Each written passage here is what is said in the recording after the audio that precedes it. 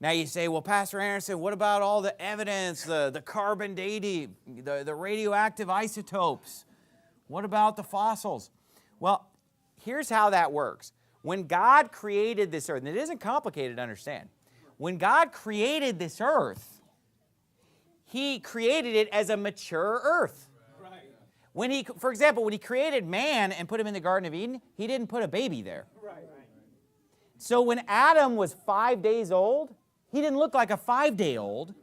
He looked like a 30-year-old man. So if a scientist or a doctor would have examined him and we asked him, how old in your understanding do you think this man is? He would have said, oh, this man's probably about 30 years old. Wrong. He's 5 days old.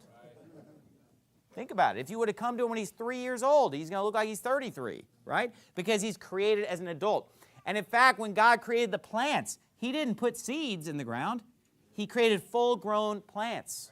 Which came first? The chicken, not the egg. He created a full-blown, chickens and put them in the Garden of Eden. So all of these creatures, all the plants, they were created mature. Now stop and think about this. Do you think that when God created this earth, everything was just completely smooth, like there were no mountains, no rivers, no valleys, no caves? Do you think He just made the earth just completely smooth? Well, we know that He didn't because of the fact that in order to separate the dry land from the water, parts of the surface had to be higher and parts had to be lower so that the oceans would go down into those lower parts that the dry land might appear. Right.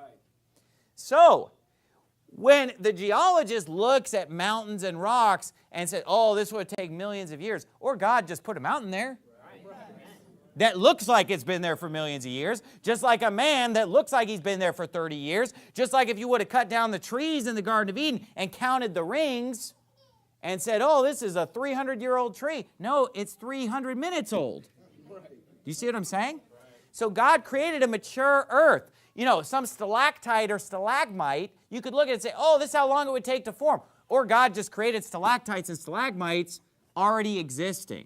Okay, so that's one point. And then the second point is that God sent a catastrophic global flood on this earth that also wreaked great havoc and created all kinds of fossils and created all kinds of canyons and shifting of the plate tectonics that made a lot of the geographic features that we see happen quickly.